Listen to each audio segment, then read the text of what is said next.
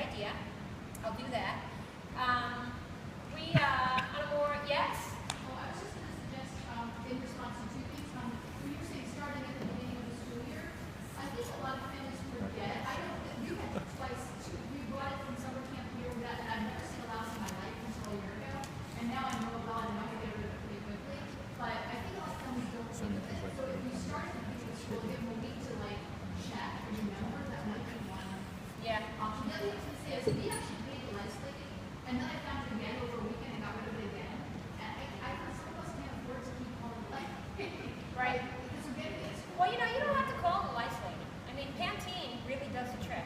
You got to have the special silver metal comb, and you know, I'm a mom, okay?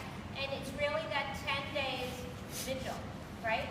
Every night, same thing, with the Pantene, with the silver comb, with the paper towel. Every stroke, you're taking it off. You see those little boogers, you know? And then they're pretty much gone. Pantene is like, yeah. I mean, yeah. I mean, the truth of the matter is that they cannot, nits can't really stick to like greasy hair kind of thing. So if you're the kind of person, I mean, it's, you know, even though I itch because it's like, you know, somatic with me, I use that crazy old lady blue shampoo for my silver hair. Nothing could live through that. Trust me. Okay? But you know, it's like if you, even some of the kids, if you just have them leave the cream rinse on sometimes, they can't stick to it. Yeah.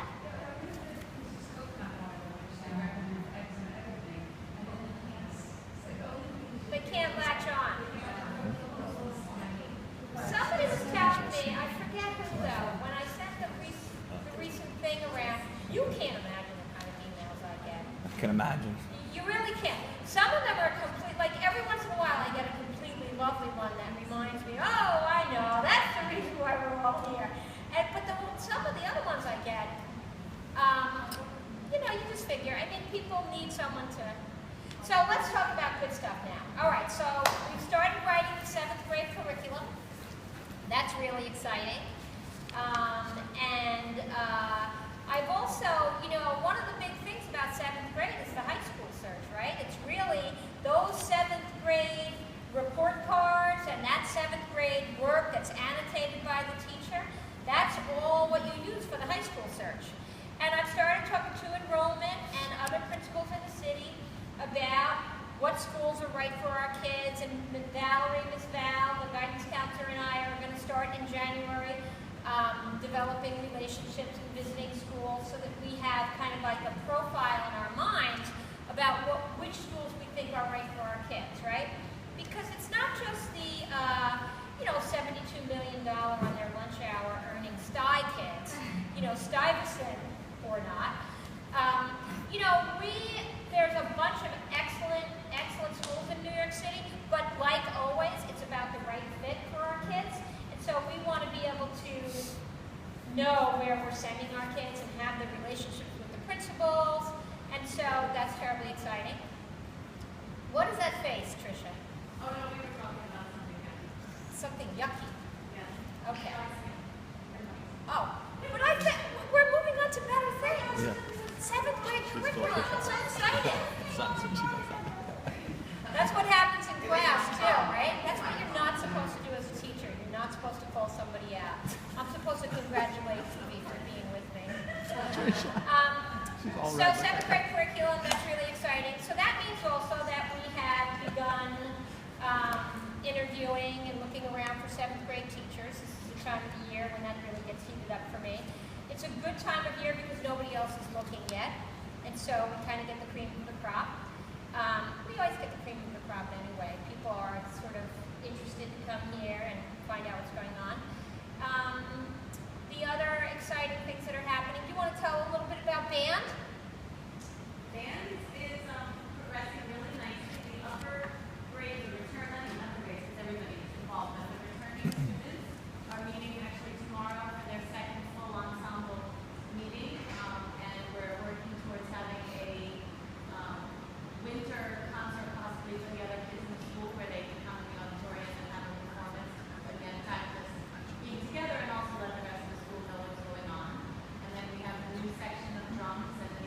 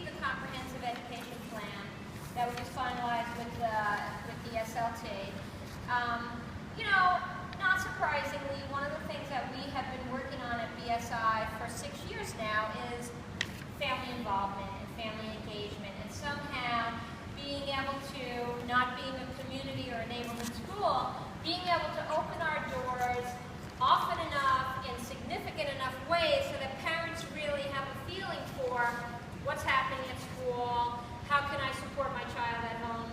So last week we had 5th grade roundtables. I don't know, Jim, you were there, right? Excellent. Who else was here last week? So what was that like? What was? You know, I was really kind of inspired. The way the kids cooperated, the positive feedback that they were getting from other kids. I said to Mike and Sammy, so this is just a show and everything falls apart after we left. And she said, yeah. But I thought it was a really good presentation. I really value the fact that they were learning how to do constructive criticism. There was language posted on the board for how to present, I like that you tried to do this, but next time you might want to, because you have to learn that language, otherwise you're just saying, that was bad. So that was a really important part of what they were doing, is not only picking out the parts that were right, picking out the parts that needed improvement, but learning how to express that in a constructive way. I mean, I thought it was probably the most impressive and most productive time I've ever been in the classroom. I mean, I just to expand on what Evie said, when the kids were speaking to each other and explaining how they should improve their essays or whatever, I was so impressed with how the children who were being critiqued, how they accepted the suggestions and how they all worked together, and you could see everything has kind of come together. The whole tribe's philosophy that we have. The way these kids work together, and they seem like the group cares. The group seemed to care about each other. I don't know. It was just everything just tied in, and you really saw it in this like little group dynamic. It was Trisha. great. I was also really impressed with how prepared they were. So they sat in tables of 4, and they each had their personal essays that they copied 4 times, and they each had to read everyone else's essay at the table and make notes and be prepared to comment specifically about each of the essays. And they all had taken the time and made the notes and really were thoughtful about what they said. I also thought by being in those small groups, I was at a table with my son who doesn't like to speak publicly, and another child that I know for many years who doesn't like to speak publicly, and another child who I don't know that speaks up very often. And all 4 of them spoke in equal time, and everybody listened and everybody spoke, and I think they were just more comfortable and felt more free to do that in that smaller environment. So that really worked for them. So it's good that you got to see that, because one of the things that we're working on at BSI that a lot of people in education are working on, this whole business of inquiry, right? And so there's this whole school of thought that children don't learn best by someone standing in the front of the classroom who is the giver of knowledge and they are all receivers, because that's extremely passive and that's not the way that kids learn. In fact, kids learn much more from one another than they do from us. And what we are striving to be as teachers is teacher as facilitator, right? And so the place where this business of these roundtables came from is actually out of math. Much of what we do for math is kind of really inspired research that's being done in the country and the world, and we present nationally on that. The teachers present at the National Conference of Teachers of Math. This year, for the first time, I'll be presenting at the National Council of Supervisors of Mathematics. So the work that we do in math, there's something they do called a gallery walk. And so after they have an investigation and they have their posters, and we did a gallery walk for humanities in 6th grade on Ferguson and Garner the other day, which was mind-blowing. The kids were amazing.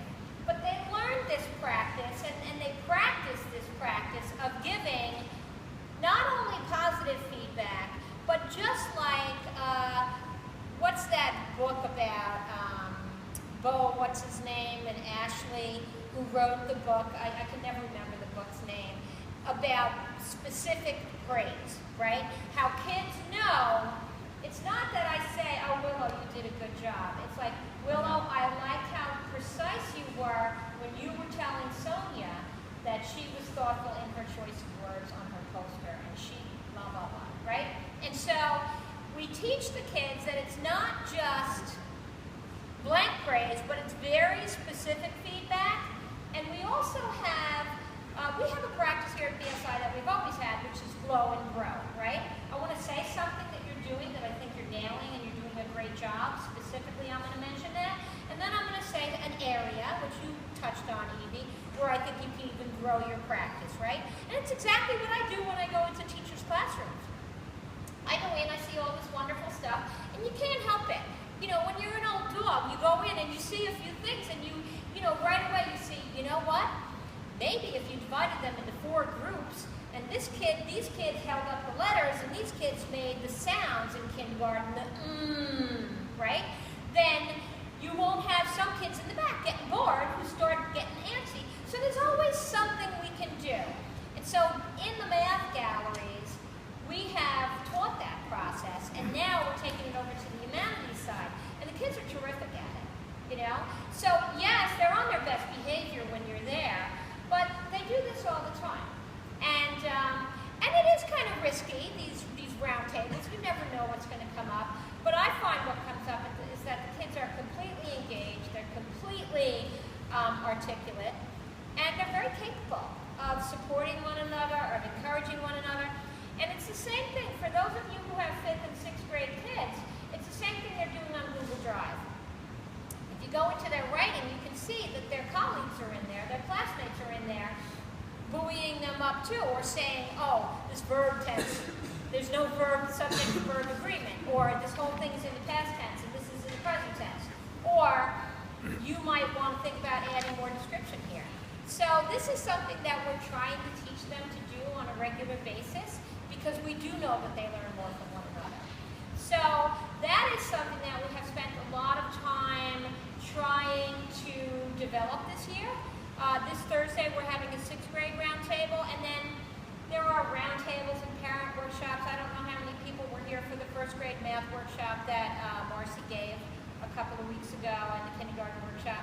And so we are really making an effort to bring you into the conversation so that you really know what's going on here and you really know how to support your kids at home. So that's been something that is kind of a celebration for us. And of course, we will never really be able to do enough of this, ever. It's just the nature, you know, of being a citywide school where 80% of the kids come by bus. And I think it was Tricia and Jen at the Writer's Notebook Parents Workshop last week, after the 5th grade roundtable, who we were talking about possibly having our writing staff developer come and speak with parents. So, and it was really, I had an idea, and then Tricia and Jen thought about having the kids there. So never hesitate if you've got a great idea, you know? I mean, when I was at Time Inc. in the 90s, I remember I said I had this idea once about doing something, and the CEO said, you know, I like that. So many people come to me with complaints, but you come to me with solutions. So, and it's good because, you know, you get green lighted too. So many, as you know, many good ideas that have grown up at BSI have come from parents. Surprise! So keep those good ideas coming. I think that that's pretty much what I have to share with you this morning. Yes, so how's Mom?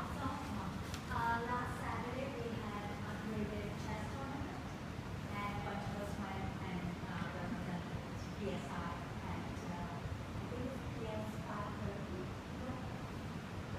And it was great. Terrific. Terrific. I know Mr. Nick is interested in trying to get something going here for the spring semester. Yeah. You know it's complicated to have a chess club, because anything that's going to be run by the PTA after school, you need a separate treasurer, and it's really kind of involved, and there are a lot of rules, and a lot of people have, some people have actually lost their jobs over parents running programs at schools. I don't know if you're familiar there was Shangwen, which was a Chinese immersion school, and it was never really Chinese immersion. What they had was an after-school program that did Chinese, Mandarin, right? And so from 3 to 6, the kids were involved in the after-school program, but it was run by the PTO. But the money, there was not separate accounting, and I don't really know the ins and outs of what happened, but I do know that Ling Ling, who started that school, lost her job, the principal, over that, because whenever there are hundreds of thousands of dollars exchanging hands, there are very tight protocols around that. When you all raise funds, there are very tight protocols about, how you vote about turning those funds over, how those funds find their way into our DOE budget. We don't take that money and put it into a private bank account. It goes right into the proprietary, it's called Galaxy, the DOE system. So we would love to run a chess club, but it's super complicated. And so the only thing we really do have that we sort of run is the sports champs program for 6th grade, and that is very simply funded by the DOE, and we provide the teacher and they pay the teacher. And so that's been really nice. We're about to start basketball for the 6th graders. They just finished soccer. And the kids seem to really love that. And I think as they get older, there's opportunities to play other schools. It becomes sort of team-oriented too. So that's nice. So that's it. Any questions? No, you're an easy group. Well, it's lovely to see all of you. Happy Hanukkah, Merry Christmas, Happy New Year, all that good stuff. And I'll see you soon. Thanks, Don.